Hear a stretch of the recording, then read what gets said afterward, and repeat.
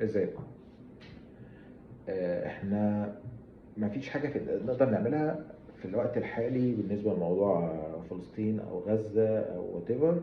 هي الدعاء والمقاطعة اللي احنا بدأنا فيها من فترة.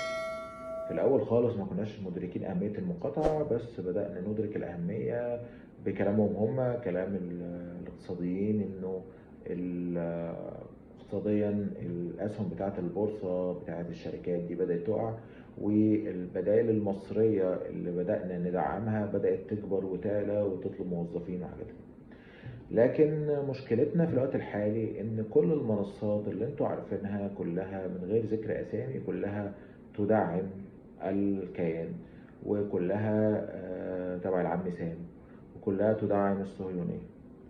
وبالتالي ان كل حاجة بنعملها كلها ما هي الا آم، بالنسبة لهم اجرام في حق البشرية، وكمان بنروج لمعلومات خطأ عن المنتجات. اخر حاجة حصلت ان كانت في صورة نزلت، مش هحطها لكم هنا، صورة عبارة عن شركة بيبسي حطت اللوجو بتاعها بقى، غيرت شكل الكان بتاعتها وحطت فلسطين وبتاع عشان تبيع، عشان في مقاطعة للمنتج. وكانت النتيجة انه شيرنا حاجة زي كده وبكوميك معين يعني. إدارة الفيسبوك بعتت لنا تحذيرات وحط لكم برضو التحذيرات هنا. والرسائل اللي بعتتها لنا هتلاقوها بقى حوالين الشاشة زي ما هحطها. آه، بتقول ان احنا نروج لمعلومات كاذبة عن المنتج، والمنتج ده ملوش علاقة بالحرب على اسرائيل، او قصدي الحرب على فلسطين، او حرب غزة او whatever. وانتوا بتروجوا لمعلومات خاطئة، وتكون النتيجة انه ده تحذير مبدئي. التحذير ده بعد كده هنحوله انه يبقى بان او نقفل لكم الصفحة خالص. فهتلاقوني في الفترة اللي جاية اما بغطي على الكلام اللي هو بيقول حاجة في القضية، أو بعمل له صوت بيب أو حاجة أو برضه الصوت. كل ده مخلينا طول الوقت مضغوطين. وطبعا بلس إنه حصل برضه مشاكل في التمويل والفيز والحاجات دي. وكمان الريتش بتاع الفيديوهات وقع جدا لما بدأنا نشتغل على المقاطعة أو حاجات ليها علاقة بالمقاطعة.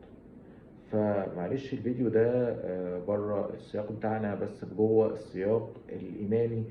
إنه أولا كل يصيبنا إلا ما كتب الله لنا. ثانيا من رأى منكم منكرا فليغيره بيده، فإن لم يستطع فبلسانه، فإن لم يستطع فبقلبه، وهذا أضعف الإيمان. فإحنا في مرحلة أضعف الإيمان.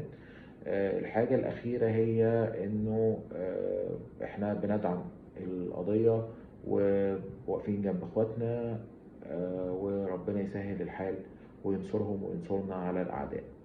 الفيديو ده كان فيديو قصير، بس مضطرين إن إحنا هننشره بس على اليوتيوب، مش على الانستجرام ولا على الفيسبوك، عشان البان اللي ممكن يحصل لنا والريتش اللي ممكن يقع. فممكن تلاقيه على التيك توك او اليوتيوب، او ممكن تلاقوه كمان على اكس اللي هو تويتر صد. انا محمد غلاب، ادعوا لنا وربنا ينصر اخواتنا وينصر مصر على كل اعدائها. اشوفكم على خير. سلام.